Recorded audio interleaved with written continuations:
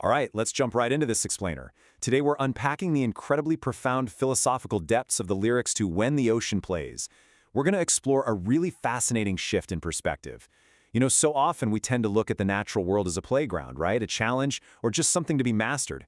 But these intensely cinematic lyrics ask us to completely rethink that relationship. We're shifting away from this idea of conquering nature and moving toward truly communing with it, learning what it actually means to be a temporary guest in a space that is infinitely larger than we are. Right off the bat, the intro hits us with this incredible thesis. It directly challenges our fast-paced, ego-driven way of looking at the world, by defining the ocean not as an adversary, and definitely not as a trophy, but as an entity that demands reverence instead of dominance. It never asks to be conquered, only to be listened to. This completely flips the script on how we typically interact with extreme environments. We show up at the water with all our human ambitions, but the water? It's just asking for our attention, our quiet observation, and our respect.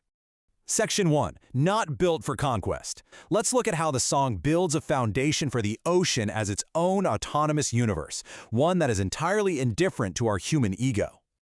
The central tension of the song brilliantly contrasts our human obsession with victory against the ocean's patient, endless rhythm. Think about the language we usually use: winning, losing, the roar of applause, crossing the finish line. That's the language of sports, right? Of achievement, of conquering. But the ocean counters all of that with completely different realities. It brings motion, gentle strength, and patient power. The ocean doesn't keep score. It never repeats itself, yet its power is absolute. When we try to force our desire for applause into an environment built purely on patient power, we're essentially speaking the wrong language.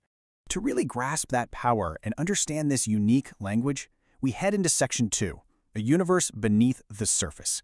The text takes us on this wild journey from our surface-level view down into the profound, living micro-universe below the waves. Just beneath the skin of the water, the lyrics describe an environment of absolute quiet awe.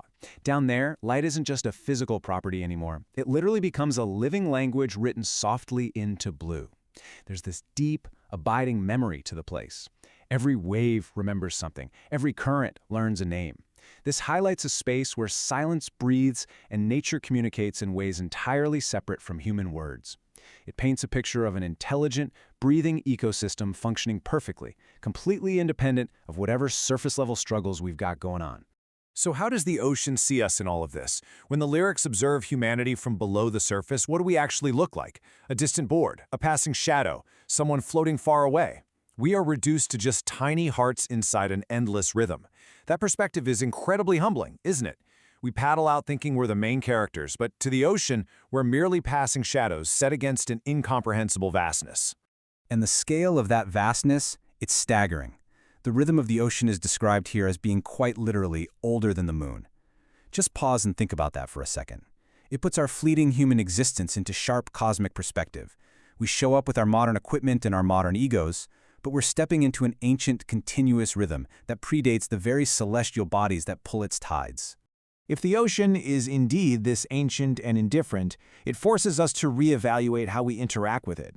Which brings us to Section 3, the illusion of the ride. The contrast between human ego and nature here is stark. Above the water, we've given this activity a name, we've made rules for it, we built a whole industry around it. They call it surfing. But below, the sea just smiles. It perfectly highlights the human belief that we're mastering a sport and dominating a wave, versus the sea's quiet, knowing amusement at our arrogance. The ocean humors us. It watches us play our little games on the surface while it just continues its ancient work down below. I want you to consider this really profound question pulled straight from the pre-chorus. Do we ride the waves, or do they simply allow us to stay for a while? That single thought completely shifts the paradigm.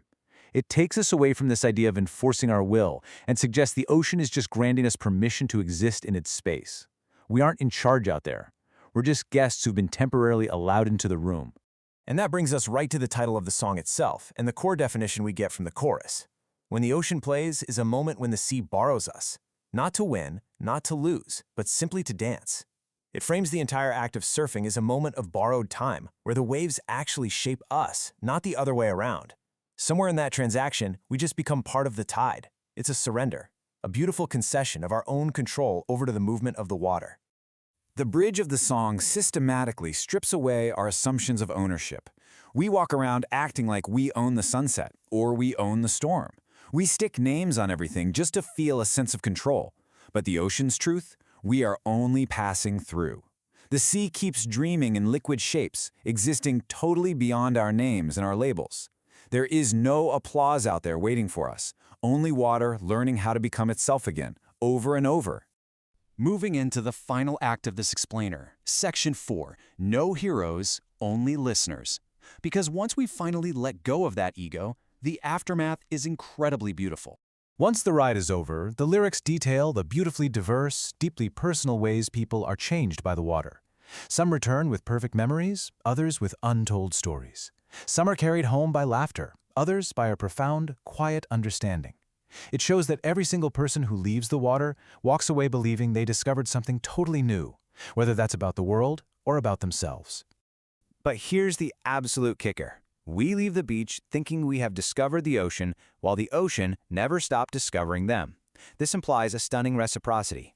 We aren't just observing some static background of nature.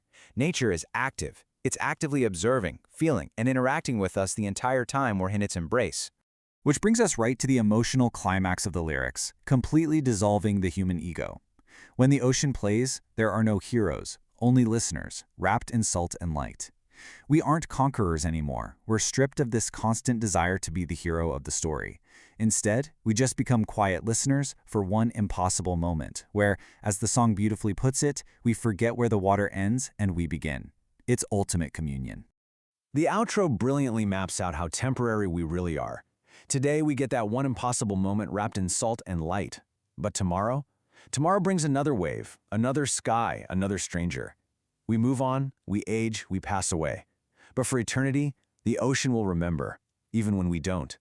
We are simply one of many strangers passing through an eternal system that holds the memory of our tiny hearts long after we're gone. To wrap up this explainer, I want to leave you with this one provocative thought inspired by those final lyrics. If the ocean remembers us, if nature is out there actively recording our presence, how will you choose to listen the next time you step into a world you cannot conquer? Think about your own relationship with the natural spaces you merely borrow. Do you enter demanding to be a hero, or do you enter ready to listen? It's a powerful shift in perspective, and one that just might completely change the way you interact with the world around you. Thanks for joining me on this deep dive.